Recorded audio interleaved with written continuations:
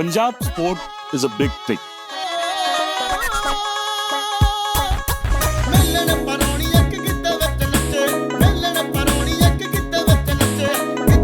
You know when you're talking about Punjab, you're talking about Indian sport. Because you follow any sport at any level, you know there's a Punjabi in there somewhere.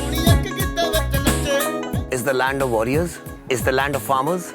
And when you come here, you'll see that when you have these houses, instead of water tanks, the water tanks will be there, but they'll be shaped as footballs. So either there'll be planes, so planes are NRI, tank is that means in the Air Force or in the Army, and otherwise it's a football.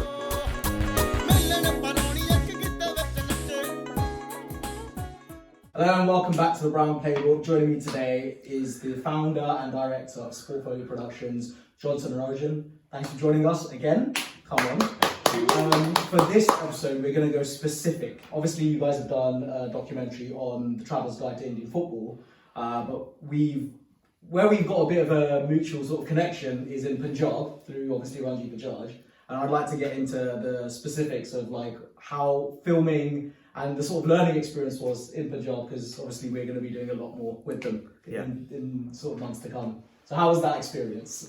I think just to start off, like massive shout out to like Ranjit. Just from day one, when we reached out to him with the idea that hey, this is what we're trying to do, and this was when we were trying to make a pilot.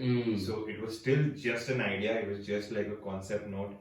We told him this is what we are trying to do. We'll send our crew over. This time at this point we had one DOP. He was managing everything. Our host and one line producer. So 3-member crew, we sent them across to Minerva in Mohali. They stayed there with the boys, like, you know, we filmed with them. And just, I mean, that warmth, like sort of eased us into this massive adventure that we've gone on to, you know, do ever since.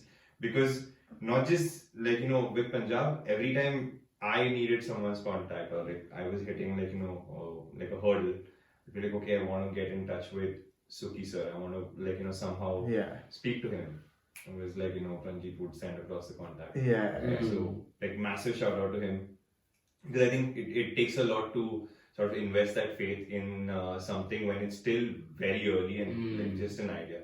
Especially in a country like India, when you tell someone an idea, they're like, okay. But when you show them the idea, like when you make it, that's when people like turn their heads. But for someone like Ranjit, to believe in us from day one, from it being an idea on paper and then giving us the means, like he said, okay, your boys are coming, you can stay in the academy, you can sleep on their beds, you will eat the same food that they eat. So, you know, we got to live that experience. And I think that somewhere gave us the confidence to, you know, push some boundaries and tell the story how the boys would have lived while they were filming. Because I wasn't there.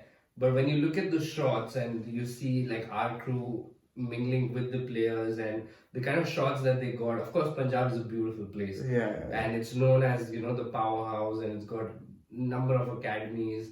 But the kind of experience we had, I guess we were just lucky to start with Punjab, because that gave us the confidence, okay, this needs to be done proper.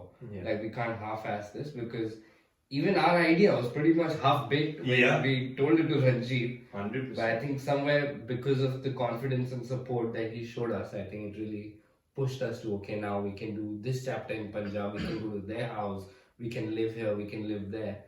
So, yeah, massive shout out to him. That's so interesting. So obviously, because you guys went around India and saw loads of different football stories and football contexts, and as you already mentioned, different profile of players.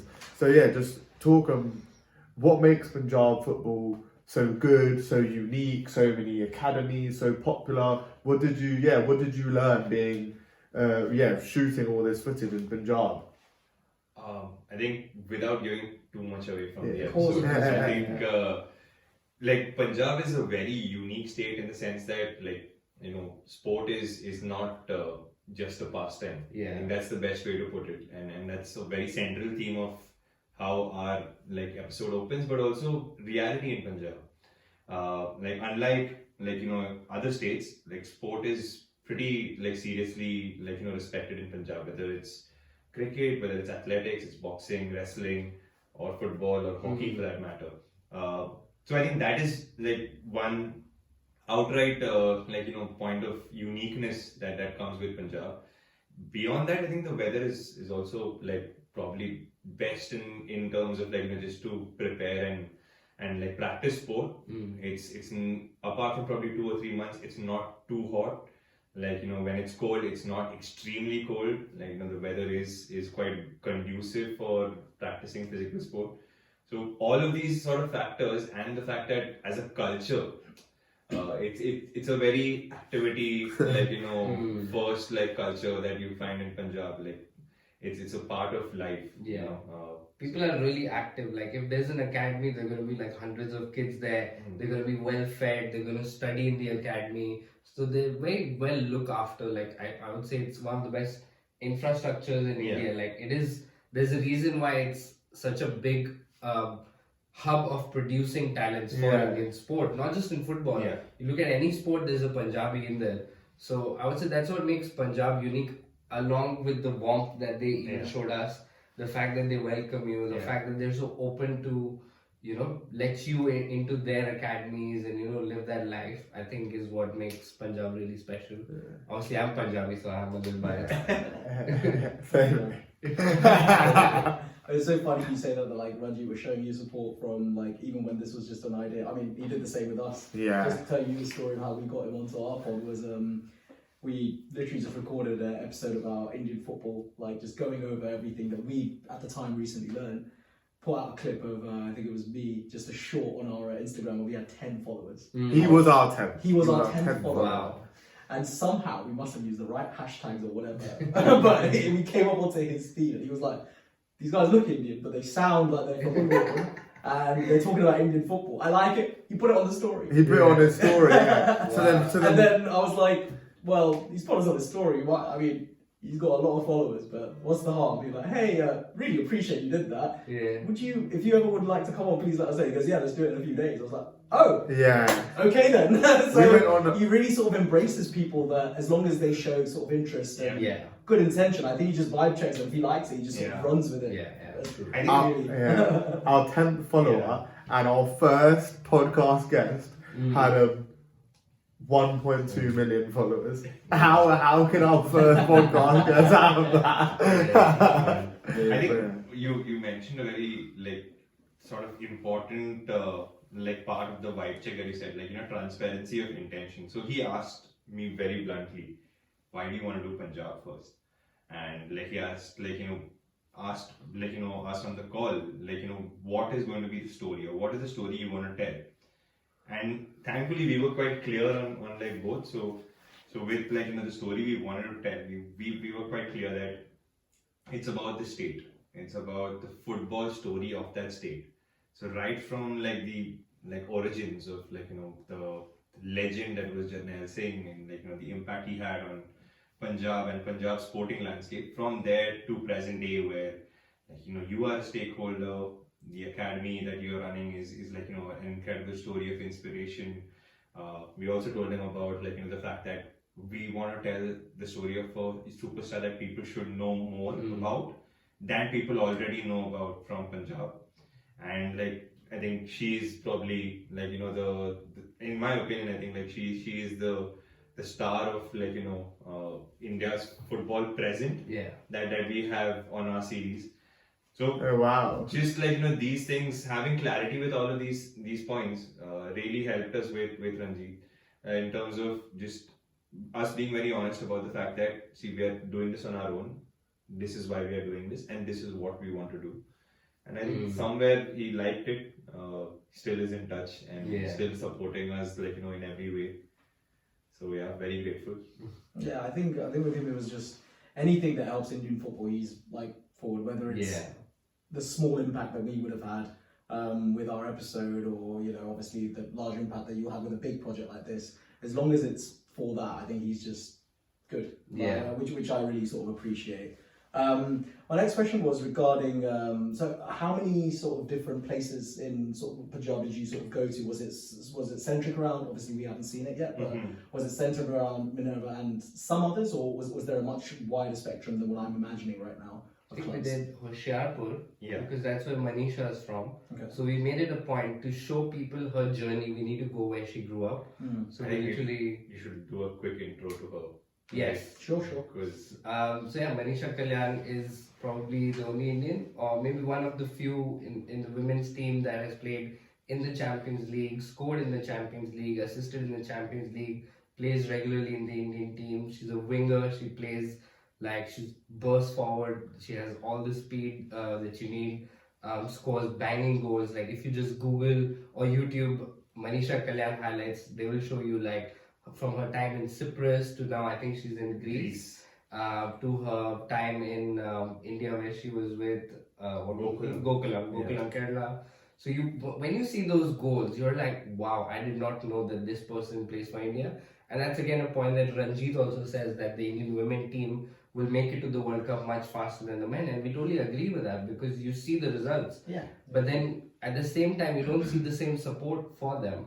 So Manisha is someone who we really wanted to focus on, and then we reached out to her saying, we're doing an episode on Punjab, and we want you to be, sort of the main character to drive the story forward, because that's who the kids will look up to now. Yeah. Of course. Firstly, the kids should know you, Yeah. then they will look up to you. A lot of people know about her, but not a lot of people don't. Like, Yeah. especially if you don't watch Indian football as much, especially women's football. So that was a really important, aspect of Punjab episode, that okay, we're going to do Minerva, we're going to watch academies, but what about the present situation that there is this player who's playing in the Champions League week in, week out, and no one's clapping for her. So that was why we decided to keep Manisha in. And yeah, she's been really supportive. She replies whenever she can. She's really like locked in. So whenever she's training or she's gone for like a match, she doesn't reply for like weeks. yeah, But once we told her the story that, we want to meet your parents, we want to meet your family, we want to go to your house. So that's what we did. Like we went to the actual place where she grew up. We met her school coach. He talks about Manisha, shows all her certificates and all the newspaper clippings in the school in Hoshiarpur. So yeah, those are the kind of stories that we kind of bumped across. So we did Hoshiarpur, Minerva, we did local Punjab, Ludhiana, where we met Namdhari FC, which is another like team from Punjab that plays in the I League. We also did Chandigarh with like Round Glass Punjab. So Yeah. the other team in the ISL.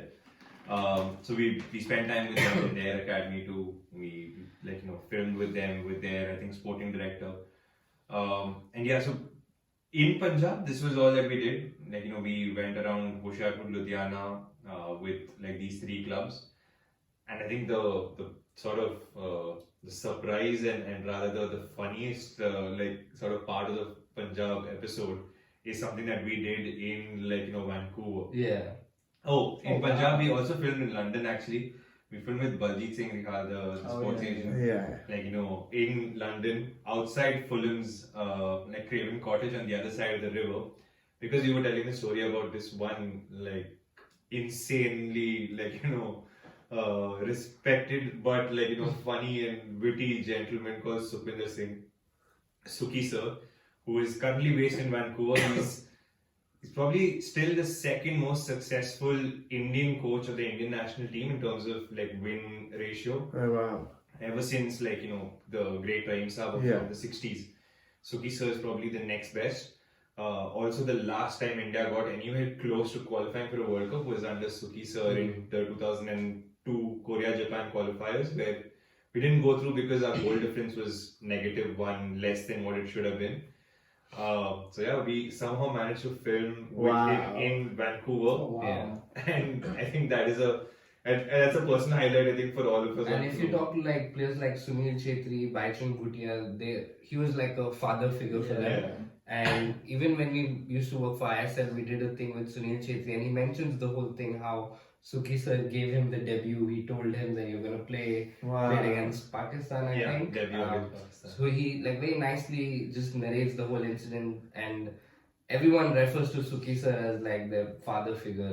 Even now, if you talk to the players, because he's responsible for the kind of performances that they put in at the international and the club level. Yeah. So yeah, it was an amazing thing that we managed to pull off, filming between India, Vancouver, and London. Yeah. So Wow. yeah, we're really grateful. And then he reached out to us recently, Yeah, I mean, blessing the documentary. yeah, I mean, he's so sweet. Like, I mean, we sent him the trailer. So I knew that, okay, when I send it to him, it's his, like, son or daughter. So I like sent the link. He watched it and then he called up and he was just like, oh, wanted to know everything who all we filmed with, how is it going to be out, asked about the crew, how's everyone, Yeah. like very sweet, and just like gave us his blessings at the end, just like, wishing us well, and yeah, just always very positive, very fun to talk to. Yeah. Wow, that access is amazing, right? That access is unbelievable. Yeah. Does he still play a role in Indian football now? Does he give any advice, or is he just Vancouver and He's chilling? died, he's quite old now. Yeah, quite senior. Just spending time with Yeah. family. Fair enough. Fair That's enough. I think they should bring him down, bro, for like a half time. I think he would still give it to them. I said, I'm not kidding. There are moments in his interview where he just gets so caught up with the emotional story that he's narrating. Yeah. He's like, I love that. We'll send you guys some yeah. footage. He's almost at the edge of swearing. He's like, It's like, and you don't expect that because he's such a calm, sweet person. But suddenly when he's talking about India versus Kuwait, he's like, "Unko hame qatl karna." So yeah, that was insane to watch. like one thing, set piece में तो गोल कर दिया, वो fluke थोड़ी ना था, उस पे हमने काम किया, सही से सेट किया और फिर मार We दिया. need that, man. We need those kind of people. Yeah. I think another important reason why we made this documentary is so that we don't forget these people. Yeah, Yeah. yeah. Like a lot of people, okay, the players remember them, but then who else? Yeah. Maybe a few Indian fans who used to follow the team very passionately back then, but these are the stories that I think will always remain golden. A lot of it doesn't make it to the documentary, but we're gonna release everything on YouTube just because if it even inspires one player or one kid from Punjab to watch Suki sir, who was the coach back then, to take India to the level that he did, our job is done.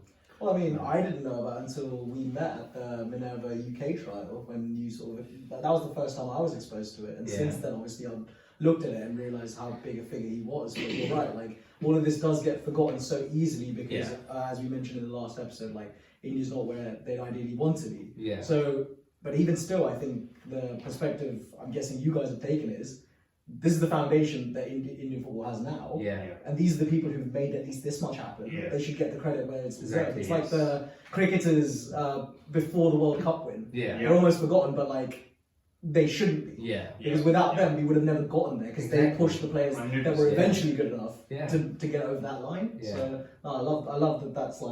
That's something that's really sort of you're passionate about that.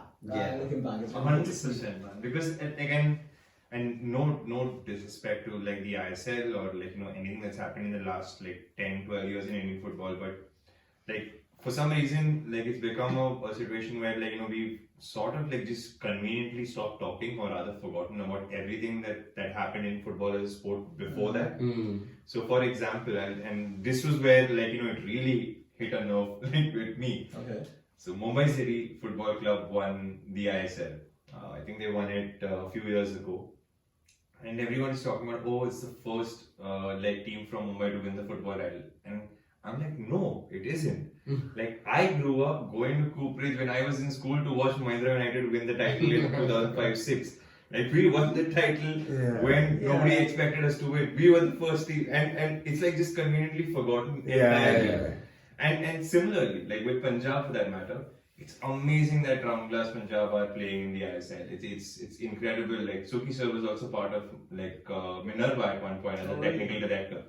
But Suki sir's JCT FC of the 90s was what you would consider like today's modern day Manchester City or like like a team that was just like people would be afraid to take the pitch against them. Like, he built a team in the 90s that would go across India just picking up trophies. It's just like a dynasty. Like, there was a time, 3-4 years ago, where you played City and you just the lower teams just knew they were getting popped Yeah. 7-0. That was JCT basically. I watched a Ben Foster clip, obviously, when he was playing for Watford, and he was like, "Nah, it was a long day. I got popped like 6-0 and 7-0."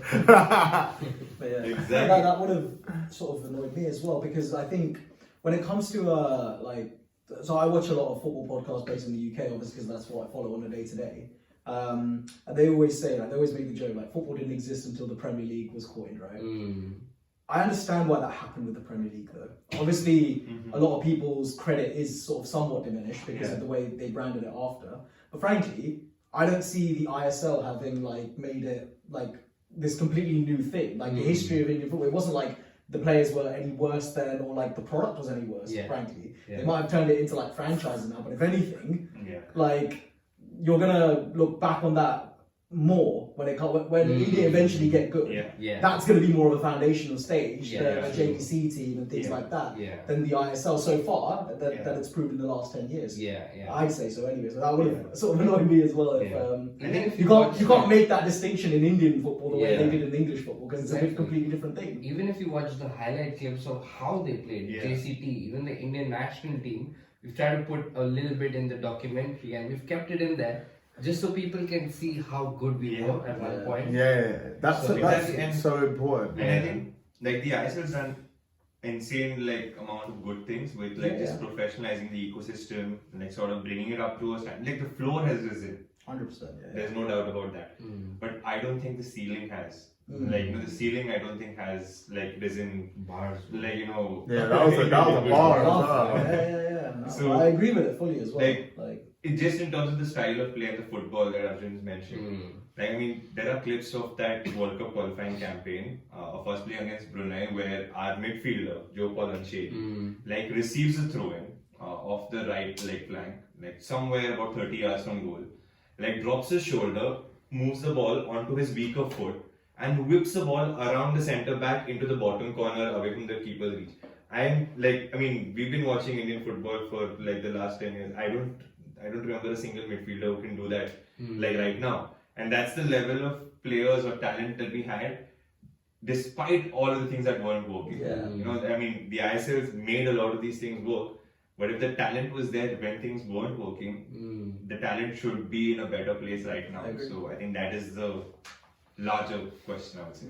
I think but that's the documentary's point, right? That lack of connection means that generation that doesn't know about the information, the ISL comes, all the media headlines just go, this is the first, and you guys are going, hold on, no. There's all these untold stories that need to be shown. I think that connection's important because, like as you said in Punjab with all the academies, now there's a very clear line between what Sukhi sir did to obviously Minerva, then I-League, ISL, all the way to the national team, and like Sandesh Chingan and Gurpreet Singh Sandhu. Singh Sandhu is that needs to hopefully be everywhere one day. And then having a full connection would just be inspire so many people. I think we've tried to connect the dots like we did in Punjab. There's a structure to the storytelling. So you go to Punjab, you see, okay, there are these academies. Then you ask, why are there so many academies? Okay, maybe it was because of this player called Jarnail Singh back in the 60s. Jarnail Singh inspired a generation.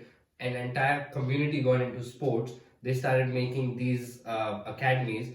It just like erupted, and so many players came out of that academy. One of them is a product is a player or a coach, and that is the current situation where Manisha is playing. So everything sort of has a reason, and we've tried to answer those questions. So starts from academy, goes to Jarnail Singh, goes to Sukhi sir, goes to current situation Manisha, goes to what the future could be, because the structure is there, the infrastructure is there, the support is there, there are people watching local tournaments. So that's where we've tried to kind of connect the dots in all of these episodes. I can't wait to watch this. I think Punjab is one of the where you can clearly see how we've tried to structure it, because there is a mythical figure, there is a current academy, there is a current player, there is an ex-coach.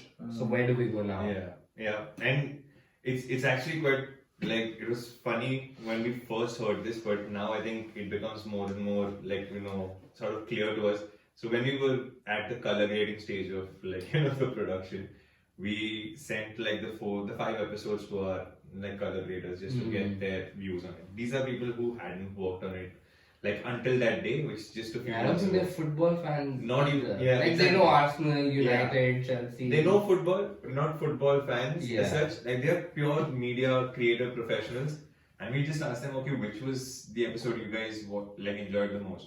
Both of them turned around and said Punjab. Which was really unexpected for us. Yeah. Because for us, working in media, filmmaking, Punjab was our first outing. Yeah. So we were still learning we didn't know the scope of what we were making. We were course. just winging it. But as time went on, I would say we filmed better shots, told better stories. But Punjab, somehow, the story that it turned into became their favorite. Yeah. We're like, wow, that's a unique Yeah. like idea to, the way people look at it and how we looked at it was Yeah. really different. And then when you actually think about it, like, then in the last few weeks, like that's when like what Arjun said like actually makes like sense and becomes clear, because everywhere else, yeah, there is like a very interesting story that's specific to that thing, but Punjab is probably the one place where these dots actually connect with each other nicely. Past, present, So like future. the past, the present with Manisha, like we have Minerva and the hope for the future. But at the same time, like we're talking about like yes, Minerva is really successful, but there was also a team from Punjab who was insanely successful, who you should know more about. Of And course. there was a guy from Punjab who was insanely successful, who India should be knowing more about. So it's kind of like now after like Aman and Chirayu told us, I'm like, okay, it makes sense that dots connect each other nicely. Yeah. Wow, man! Wow, I can't wait to watch it. I'm absolutely buzzing. Yeah. Should we end with a segment on the future then? Because that's kind of where we're coming a little bit. Yeah. Because we kind of just wanted to let you know and give you the invite really. So in April 2026, the first ever team from India is going to have a serious shot at making a mark in the MIT Cup. Are you guys aware of? Yeah. Yeah, right. Okay. So that was all sort of news to us when Yeah. we sort of learned about it. We've done research since, and we're going to basically go out there, obviously make some content, but also like supporting the wider planning of Minerva. So I think that's quite exciting. Ranjit always says that he wants to create the first like Mohamed Salah of Indian football, because the equivalence being Egyptian football wasn't taken very seriously. Mohamed Salah becomes one of the best players in the Premier League ever, arguably. And now they've got a few world-class players, but their country's taken seriously when it comes to things like AFCON, and they make it quite deep into these tournaments. Well, yeah, Egypt's are really good in Africa. So he always says it only takes one. And I think with the current situation in Indian football, his vision of creating that player is try to get them scouted in Europe somehow before the age when the gap between the Indians and Europeans starts getting bigger. It's not that big until 13, 14, 15 it starts We've seen showing that, a little. 100%. But then after, it's when they go into the system that's flawed, Yeah. and it's the system that won't create or won't help them get their full potential. Basically, Yeah. that's what he wants to curb. I guess that's kind of where we're trying to sort of help him, but it's obviously a lot to work out. Bro, It's uncharted territory, isn't it? That's the biggest thing. Like, there's so many examples. Like, I think the biggest one in like a South Asian British community is Amir Khan. Like the amount of British Pakistani boxers now in a gym, or even British Sikh boxers, due to him winning 2 world titles, Olympics at 17, winning a silver, fighting in the biggest fights at Madison Square Garden. Now all of a sudden, parents see it as a viable career. They come into the gym. There's so many. We went to a fight recently, a British Pakistani fighter we know, and we need that equivalent. Like, imagine if we had an Indian right back or centre back who won the Premier League with Man City. Everyone will be all over it. But we do have really good British Asian players playing in the Championship now in League One. But when you get to And that, that's also when you get to progress. that top level, It's worth saying that's progress compared to a progress that needs to happen for sure. Yeah. But yeah, once you get that one person, like you see Aubameyang with Gabon, or Ware with Liberia, like you have these one players that are from a country no one else is from, but they inspire a huge generation. Yeah. So hopefully Ranjit can produce that. I've got a point to make, but before I do, I want to ask you guys a question regarding Indian football fans. From looking from here towards that sort of scene, I see a lot of football fans that obviously you're trying to cater to, trying to get them interested into Indian football, but there's a massive community that are solely interested in European football. I understand why, because obviously in terms of quality, it's like at the top, and even places that are good at football elsewhere in the world, like South America, they still look to Europe as the best sort of system. Quality, yeah. Quality. Yeah. Do you think that is one of the goals of this documentary to help hopefully get those people to see the sort of quality that's kind of next door? Is that like a driving force behind it at all, or do you think that community is big enough that it could have a difference if they started taking interest in Indian football? Yeah, definitely. I think we didn't particularly aim it at anyone really. Yeah, we just want to tell these stories, and if it inspires you, it inspires you. Cool. That's our aim, to just be as authentic as we can with the stories that we tell. Whoever it inspires is up to them, because we're not restricting it to only an Arsenal, Chelsea watching, diaspora, but even people who are deep into football. Like I said, one person after watching the documentary said they felt guilty about supporting a European team while not knowing that Indian football has these players or is going through so much, or they could use their support. So I think ultimately the goal was just to do justice to the story. Yeah. And if it even inspires one person to invest, one person to open an academy, one person to go for a trial, one person to watch Manisha playing somewhere, our job is done. Yeah. And I think that the community that you're talking about, I think they have like a significant say in the football culture of like the country, because it is a very passionate urban urban football watching audience that has a lot of sway in terms of what is perceived as cool, what is perceived as aspirational. With respect to their interest in Indian football, I've had lots of conversations with founders of these supporters clubs and all, because of our work previously with Chelsea and all of that. And I actually don't think it's it's something that they can ever feel blamed for, or rather because why do you fall in love with sport? For the story, right? I mean, you follow an Arsenal, you follow Liverpool because there's something in that story that resonates with you. I think the storytelling of Indian football hasn't been up to that comparable standard, where if a kid is growing up and he's watching say 89, the documentary on the Arsenal title winners, or they're watching All or Nothing with City and Centurions, or they're watching Klopp and his Liverpool. There's a story that makes you feel like, oh, I want to be a part of this. You find yourself there somewhere. Yeah. We need an equivalent in India. For sure. That a Sikkimese kid basically will look at it and go oh, that's me. That's about me. That's my story. Yeah.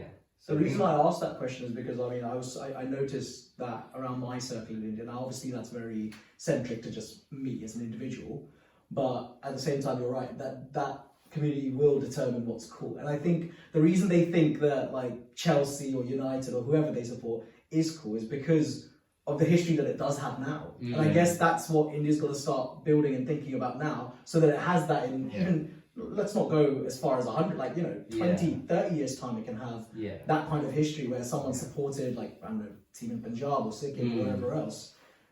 If they start getting some of the moves right as a federation and whatnot, of course that has to happen. But if a fan follows that story, I think they'll resonate with it a lot more. The stories will start turning into the kinds of stories we have in Europe, what makes them cool in the first place. So I think that's kind of what needs to get done. And I think this documentary is perfect for that. I thought, obviously you've said that it's not something that you went into it thinking, but I think that's the impact that it will end up having. And I hope that it does have it, is what I'm trying to say. Yeah. It would have, while we were making the trailer, it would have been so easy to, just show the best parts, the highlights, the goals, or whatever, the history.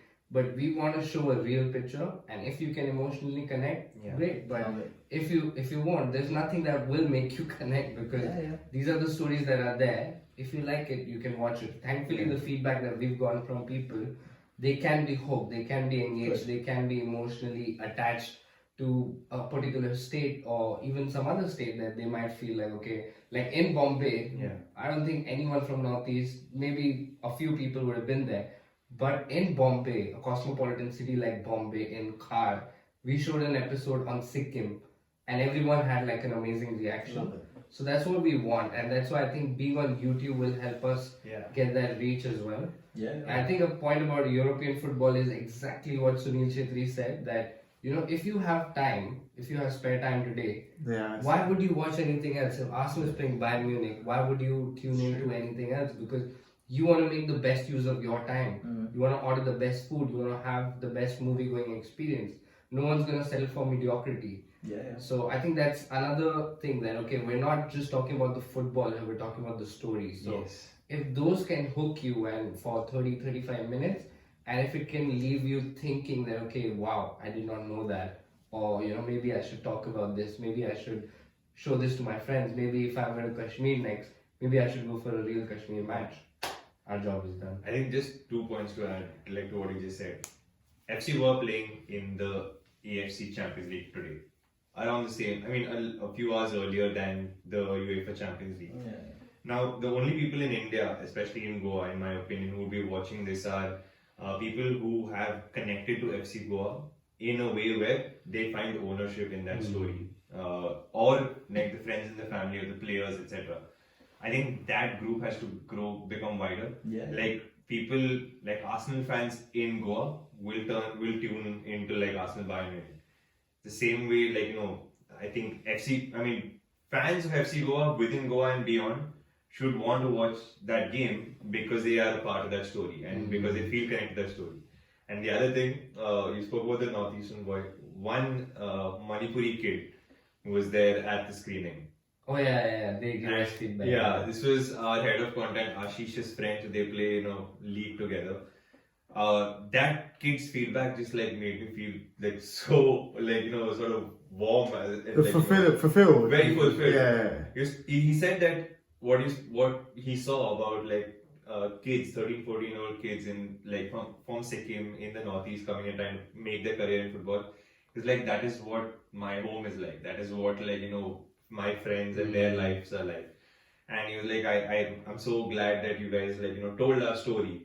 And he's like, and whenever you guys do Manipur, let me know. I'll take a month's holiday from my work and I just want to be with you guys, like, on set. I just felt like, okay, that is like the validation we need. Yeah. I mean, when people from there come and tell us that, hey, we love the way you told our story, I feel like nothing gets more pure in terms of feedback. That's the beauty of sports storytelling, right? Like the resonation, that the authenticity, but the most important thing is the education, because they resonate with clubs abroad because they've been educated about the story. So you need to educate about the story for someone to be like, oh, actually, I can resonate and relate to that. So, and having something like a documentary that's tangible to be then shared around and passed, that's the key to shift the narrative. Because if there's nothing there, then people just, whoever, casual or non-casual, they'll see one media and just that creates a narrative. So to really educate someone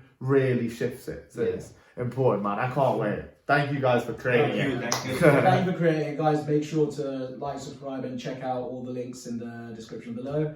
Yeah, can't wait for the documentary, guys. Thanks for coming on. Cheers, guys. Thank you.